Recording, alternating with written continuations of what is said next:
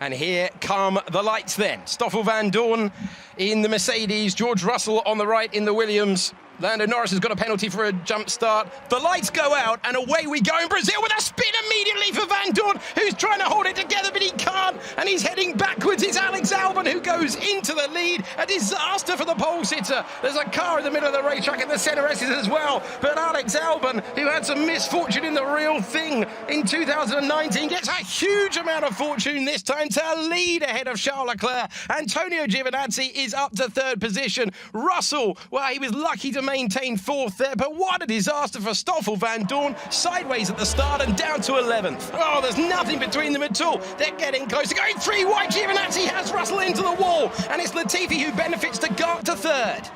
Oh, this is so close. Look at them all going up the inside. Two Williams, Alfa Romeo, Mercedes, and a Haas as well. George Russell up to staying in P4. Actually, Giovinazzi somehow maintaining P3, but the battle continues into the middle sector. They've been side by side for basically the entirety of this lap. Antonio Giovinazzi maintaining third, but he will be sweating right now. Russell thought he had the move, but he was in the wrong part of the racetrack. Oh, touch between teammates. Not the first time we've seen that between the Williams pair since we went under lockdown. Leclerc hit a car here back in 2019. He's going to try and avoid it now as they go to turn 4, and into the lead goes Charles Leclerc. He gets past Alexander Albon, and he didn't have the best qualifying session, but he's made up for it to take the lead in just 3 laps. Nicholas Latifi's broken up into 4th place. That's the move that we're joining right now. The Canadian driver up to 4th place. Giovinazzi trying to go down the inside. Oh, he sent Latifi off into the wall.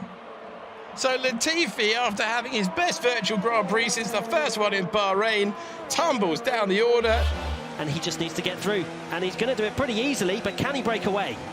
So he goes to the inside. He's got the race lead, but that is the question, Matt. Can he break away? And George Russell has got the gap down to 4.7 seconds. Remember when it was 6.6 a few laps ago? Vandoorne on a super recovery drive right now. Sideways at the start, went down to 10th, now up to 4th. It's Alex Albon into the lead. Now, they're definitely tussling this time because there's a battle down at turn number 4, and Charles Leclerc retakes the lead. The teamwork is over, battle is on, and the Ferrari's back ahead of the Red Bull.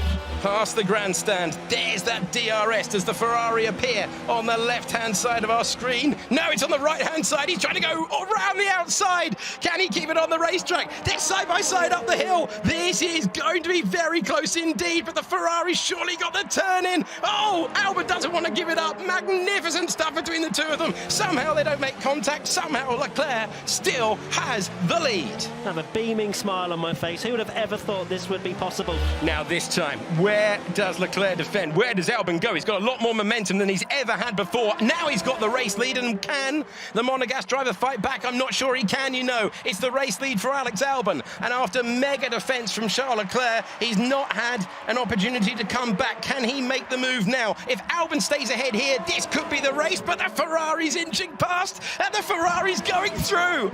Brilliant stuff. Out of the center S's, through turn number 3. Who's going to get there as they go down to turn number 4, inside line? This could be crucial. This is the race lead, and now Albon has got the job done.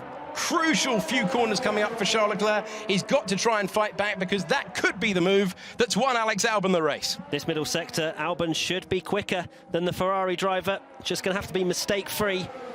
It's all about the extra grip that he currently has. These two cannot be separated for pace.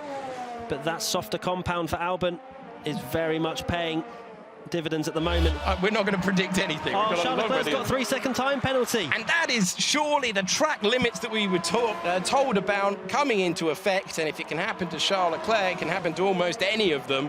Alex Albon with not just a 0.2 of a second buffer then, with a 3-second, I think it was, penalty for Charles Leclerc.